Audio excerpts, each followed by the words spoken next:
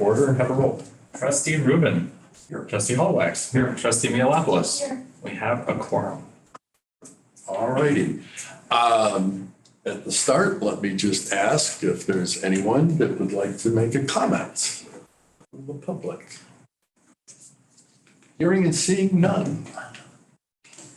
Can I please get a motion, or does anyone have any comment upon the minutes that we got in our packet for both the prior meeting of the committee and then the joint meeting of the committee with folks from Friends of Consultant? Comments? Can I get a motion approved? Motion to approve. Second. All those in favor? Aye. All right, motion passes. New business. Today's agenda, here we go. So we'll be going through the June treasurer's report. We had a lot of activity in June. And then we'll be doing our community investment program updates. So starting right into the general fund, our property taxes are continuing to do well. Again, on a cash basis, we're almost $2 million higher than this time last year, about 70% of budget. When we take out those payments from January that'll be accrued to last year, we're still about $97,000 higher this year than this time last year. We have gotten some information from Cook County recently that says, that seems to indicate that the second installment bills might be due December 1st, which doesn't sound like great news, but we're excited about that. It's earlier than last year. It's better than December 31st. So we're hoping we'll have less of this issue of kind of chasing that revenue fiscal year to fiscal year. So it hasn't been confirmed yet, but that's kind of our initial indication. As a reminder, that date should be September. So they're still behind, but we're getting better on being behind. On a sales tax basis, this month's receipt was a little bit less than last year, but it's still higher than what we were expecting with our monthly budget projections, which is pretty good considering we still have that vacant restaurant space. And we do have some vacancies. And our sales tax levels have still remained significantly higher than pre-COVID. So that Leveling the Playing Field Act that allows us to get a percentage of online sales taxes are still really helping us bring that revenue much higher than it has been in past years. Our places for eating tax continues to do very well. Building permits, telecom, use tax, and parking fees are all higher than last year and this year's budget projections for the month. As you may have noticed, the metro lots are starting to fill back up again quite a bit. So we are starting to see that revenue come back. Is it the quarterly or the daily? It's both. Both of it is doing well. So we're averaging about $5,000 a month now. It's still shy of what we saw pre-COVID, but we are starting to see that come back quite a bit.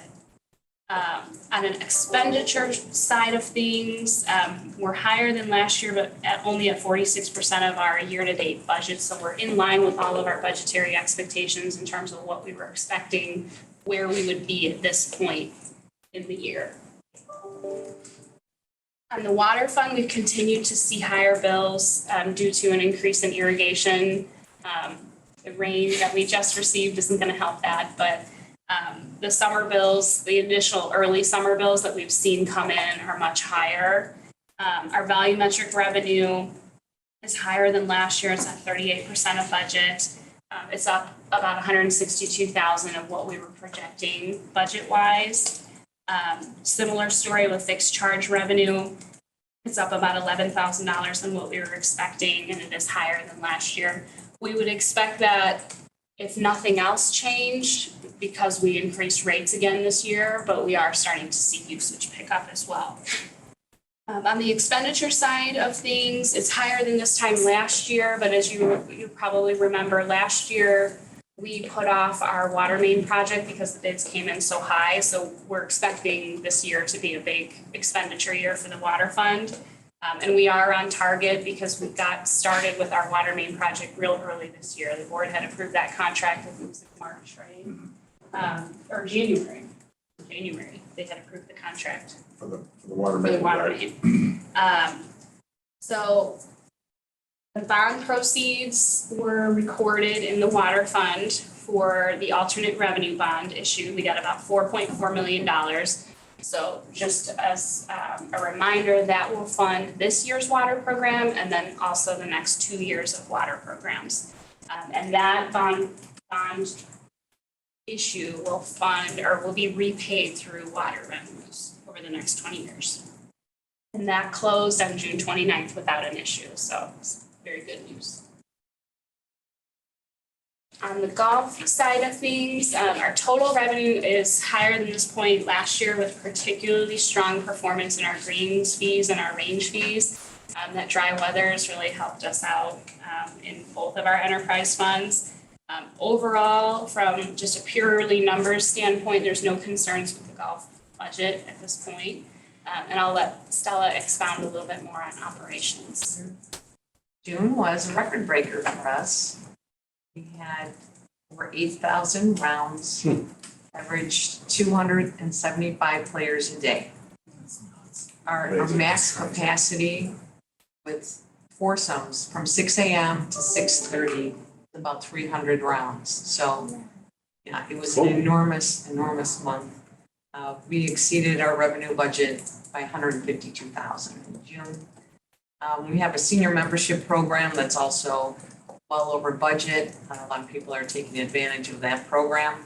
The electric cart rentals, because we had no rain, 30,000 over budget just in June. So it was a huge month. A lot of business coming through. We took advantage of everything that we could. We did have a fun event, the Bio Blitz, and that's something that we offer to the golfers. So we give them a wildlife scorecard. They come out and they count as many species as they can. It's sponsored by Audubon. And we had 87 participants in it. We also have a portion of it for kids with the scavenger hunt, see how many different species you can count. So that was really popular. But overall, a great month, record breaker month. Yeah. Didn't we have a record day? Was that 3:30, 3:20? Yeah, 3:30. From 13 off till 7 at night. It's nuts. It's amazing. On the negative side, somebody put a golf ball into the windshield of my daughter's Tesla. And it was at my house because she had been traveling and I had to pick her up at the airport. And a car was sitting in my driveway. And I go out to get the car and the windshield is certain. And the windshield apparently has sensors in it for the wipers. So I'm driving to the airport and the wipers are going and I can't figure out how to turn them off and the windshield is cracked. So picture this. And I don't really blame, on the other hand, I knew I bought a house. Which day was that, Howard? Just want to make sure. Titleist 8, found the ball. Don would never, I could say myself, would never use the title. Titleist 8. Dots? By the Golfer's initials. and by the way, you don't want a golf ball to hit a Tesla either because they don't have deals with anybody. If you want, normally somebody hits your windshield, nothing, they come out your house. No, you have to do it this in Tesla. Jeez. But anyway, but it's not. Sorry about that. It's not the first time. Okay, sorry for the digression. Good job, Stealth. Okay, so moving on to the remainder of the village funds. Our debt service fund, motor fuel tax fund, and capital projects fund are all in line with what we were expecting this year's budget to be. Our capital activity continues full force, as you're seeing in the Friday report updates, our park and our dust updates on the Friday emails that are sent out. Our debt service payments were made in June, so thankfully we got all the property taxes we need. The debt payments were made on time. So a lot of financial activity in June. We also received $3.1 million in bond proceeds for the golf project. That is the first installment of those bonds. The proceeds of those bonds will be deposited or have been deposited in the capital projects fund. So you may ask why in the water fund, we have a water bond in that fund, but the golf fund is in the capital projects fund. The differentiation between the two is that we issued an alternate revenue bond to fund water projects that will be repaid through water revenues. So that all stays in the same fund. We issued a general obligation bond for the golf club project that will be repaid through property taxes. So how the village typically handles those bond issues is that all the capital expenses related to those bonds are spent out of the capital projects fund, and then they're repaid through our debt service fund, where all the property taxes flow through for that specific bond issue. So you'll see that when you look through the financial projection spreadsheet, you'll see those bond proceeds there. And that will be the corresponding funds where you'll see the expenditures once we start project expenses as well.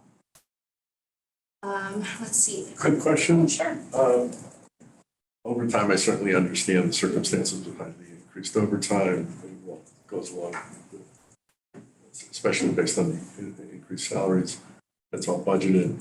The overtime was expected. Pension cost, is that just a timing issue? Great question. So you read my mind because that's where I was going to go next. Sorry. No, that's perfect. It's a perfect transition. So you may or may not remember this time last year, we had an issue with Cook County in that when they were distributing our property tax levy, we have several lines within the property tax levy that we ask for. So we have a general corporate levy that they call, and that goes into the general fund. And then we have a police pension levy, a fire pension levy that's negligible, and then a debt service line. And when the county distributes those property taxes, they all go into different bank accounts. And for whatever reason, I'm not sure what was going on at the county last year, other than chaos. They were not giving taxes to our police pension fund. So when we look at it on a cash basis, it looks like we're contributing a lot more this year. And that's actually happening on a cash basis because they just were not doing what they were supposed to.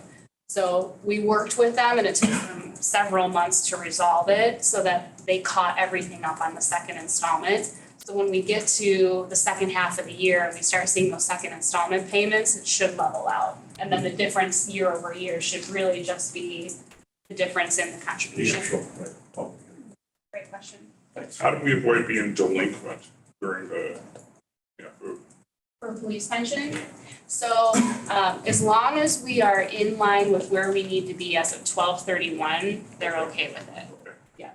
But we do like to try and contribute throughout the year because typically they can invest in things we can't and they should be earning more interest income on that money. So the faster we get it to them, usually the better off it is. So. And usually we see this, salaries are kind of flat and the overtime is up because we've been understaffed. So is this just reflecting that raises fully staffed and just still a lot of demand? Because usually you don't see both of them up over budget this much. What's happening is that we're getting lateral hires that we're hiring in higher salaries. And our new hires are coming in much higher. I think we're starting to see, and I kind of talk about that and the inflationary impacts. This labor market's just crazy, and what we're hiring people in at is much higher. Do you have anything more than that? No, we still have, I think the area of greatest need remains the public safety department. In terms of vacant roles and vacant positions, and the Public Safety Commission has been doing yeoman's work to get folks in the door. My hope is that we're going to see some of those vacancies filled in the next few months. So that'll change some of those numbers perhaps, but I don't think it's going to alter materially the overtime numbers for the remainder of the year because a lot of those folks are going to come in completely green and they'll be headed off to our various training academies.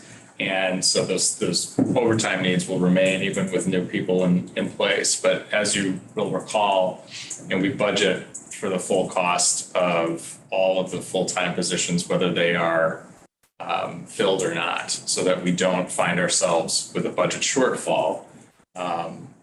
But that's, you know, our hope is that we're going to see a number of those vacancies filled soon. And that may change the dynamic on a going forward basis next year. We may see some of those overtime numbers start to relax a bit. And when we do typically budget, we'll budget at like a step 1, step 2 officer, just not knowing whether that vacancy will be filled by an entry-level officer or a lateral. So we hope at the end it'll kind of shake out. See how it goes. Okay. So moving on to projections. On a revenue, when we just look at revenue, the general fund is projecting to end the year with $2.5 million higher than what we were projecting for the budget. When we take out those property tax numbers, it's looking at our revenues will come in $830,000 higher. That assumes that everything that I'm predicting is going to happen, and that's not going to happen. But if we're best educated guess, we're in a good spot right now. Same thing with the water fund. On a revenue basis, we're trending to end the year about $46,000. When we add in expenditures into that equation, we look at the total picture.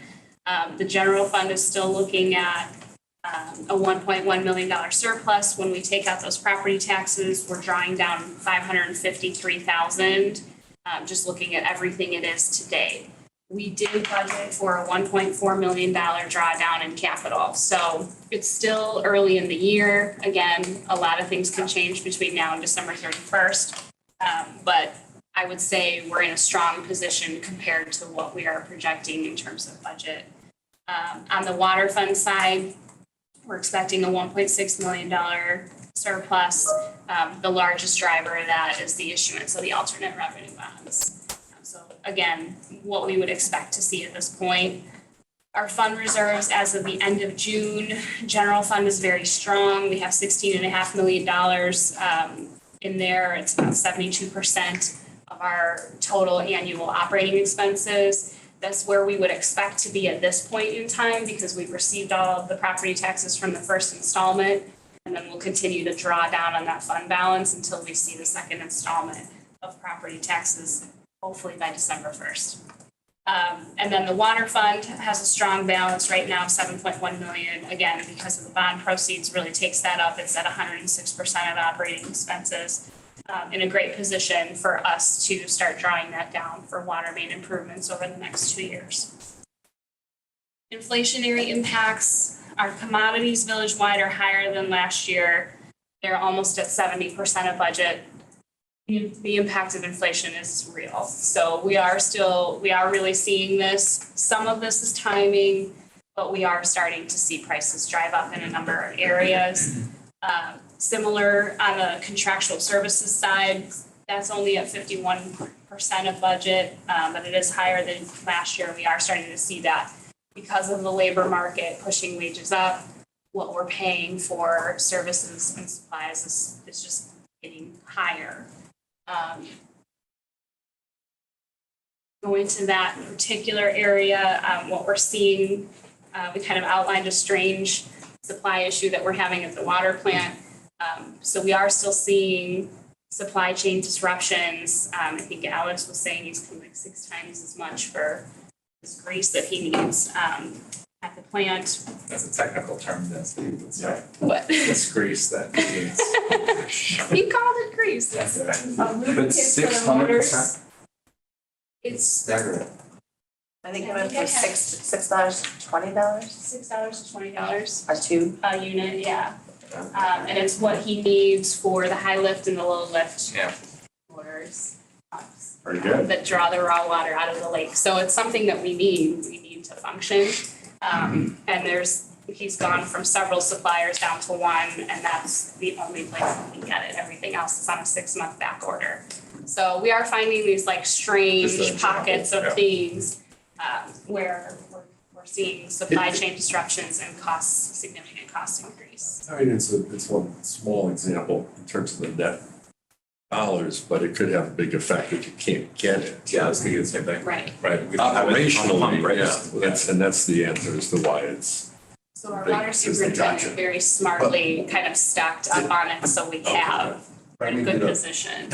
a plant burn somewhere that makes this stuff? Well, it's a little, we're all, kind of scratching our heads on certain things, frankly, we're seeing the same thing. We've got 5 brand new squad cars that we can't use because we can't outfit them, because we can't get the equipment that needs to go into them.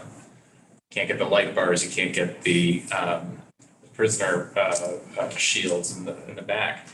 And, at some point, the question is, we're well past pandemic shutdowns, we're back to business as usual. When is this stuff going to catch up? And what is kind of the nature of the supply chain problem? And it's a question that's being asked not just by us, obviously, because this is impacting all of us. It's a topic that's come up with the Northwest Municipal Conference in terms of, as we pull together and we've done joint purchasing for years and years, can we use some of that clout that we have to better understand what is this, right? Is it fewer plants? Is it just still a ton of demand that's trying to be met because of the slowdown? But at some point that has to resolve. Same workforce issues. Yeah, and that's true too, right? It's all of the above, but I Yeah. think the workforce is.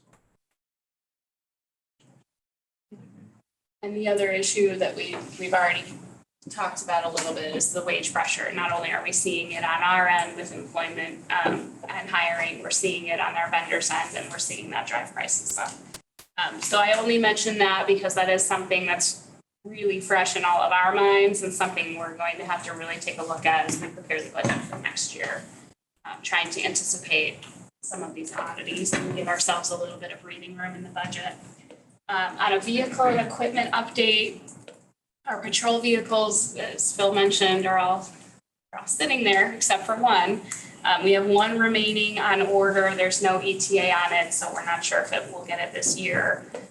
The remaining 5 are all out there, but they are waiting for outfitting supplies before we can put them into use. Our public works department's in good shape. Our second leaf vacuum was delivered. So we're ready for fall leaf cleanup. And then we're still expecting the aerial truck in the 3rd quarter of this year and the dump body in September. Those were both budgeted capital projects this year. Okay, any other questions on the treasurer's report? I'm going to hand it over to Margaret, who's going to give our CIP update. Good morning. So in your packet, the July updates found on page 59 and 60 for the monthly update, and the quarterly updates on page 61.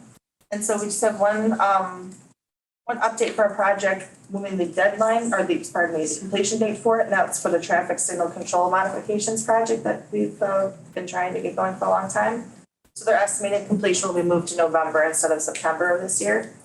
And then the board approval this month for August, we have these 3 projects. And just a reminder with that, so Safe Routes to School crossing improvements, it's going to be brought to the board in August, which it was supposed to be brought a little bit earlier, but that's due to the state bidding issues. The replacement of the roof sections at the Village Hall Public Works Garage, they're also going to be brought to the board. And then their completion date is going to be moved from September to November, I believe. Or September from August, pardon me. And then the new sidewalk project on Dundee Road, also going to be brought to the board this month, and that should be completed in October of this year. And then just a reminder, the Village Hall entrance renovation that we talked about last month, that came in under the board's authority, and so we were able to move forward with that without taking it to the board for approval. And Starting today? I went in under yellow tape. Yes. The painting begins today, so. yeah, so if you have any questions, staff's available to answer. Bill, where's the Dundee Road sidewalk gonna be? So those are the two extensions that will connect existing sidewalk basically from Greenwood to Green Bay Road. There is a segment on the south side of Dundee Road that does not exist from Greenwood to Vernon. And there is a segment on the north side of Dundee Road that does not exist from Vernon to Green Bay. And so it's an effort Glencoe to, Drive, yeah. yeah, it's an effort to connect the sidewalk network. This came out of the village's active transportation plan that we did with the park district and the school district back in 2018. It's been a problem for a long time, particularly that stretch by Am Shalom on the south side of Dundee. For kids that are riding their bikes to school or walking to school, or even congregants coming to the synagogue, it's a challenge to kind of safely get there. So this has been a long time coming. I know we've begun outreach to the neighbors and are talking with them. There are going to be some landscaping impacts, but nothing that seems like it's outside of the realm of easy to resolve. So, and generally, I think those conversations have started. Generally supportive, you know, Yeah. the properties that we've talked to. So that'll be. And most importantly, it will completely eliminate the crossing that had been at Greenwood and Dundee for some time at a terrible spot. Yeah, which we removed a few years ago and did some more effort to Just because we still see pedestrians trying to cross there. Yeah. The real challenge is getting our grants. That's a good question relative to the Sends that in the 165,000 for the same routes, it's like we've been paid the grant. It's on a reimbursement. it's a basis. reimbursement, yeah. Yeah, the money's there. The problem has been getting IDOT to actually, yeah. The problem has been getting IDOT to include it in its bid list, because they have a backlog. But this has been on our books since 2018. Yeah, multiple years. We have kicked it every year, and it needs to happen. I mean, we just need to get it done. I think the negative impact of the delay is that it's going to cost us more than it originally would have because of the size of the grant hasn't changed, but time has moved on. Yeah. So, but there's still important updates, and particularly some pretty significant benefits to for pedestrian safety at Bluff and Dundee, which has been a long time coming as well. And then quite a bit. About that every day. Yeah, and quite a bit of improvement at the intersection of Dundee and Holfelder Forest Way. That whole intersection will be, particularly the sidewalks and kind of the pedestrian waiting zones will be significantly modified and improved. So the problem is, and we're going to work with the school district on this, problem is we're going to have to do it during the school year. So there's going to be some impacts. If it goes this fall. Yeah, you know, right. But still, they do. Yeah. Thank you, Margaret. Thank you. Anything else from staff? Anything else? Last chance? Anybody? All right. Thank you. Again, thank you for rearranging your schedules. I very much appreciate it. May I have a motion to close the meeting? Motion to close the meeting. All those in favor? Aye. Aye. We're done. Thanks. Thank you, everyone. Thank you. We've got board packets this afternoon, finalizing the committee of the whole and village board.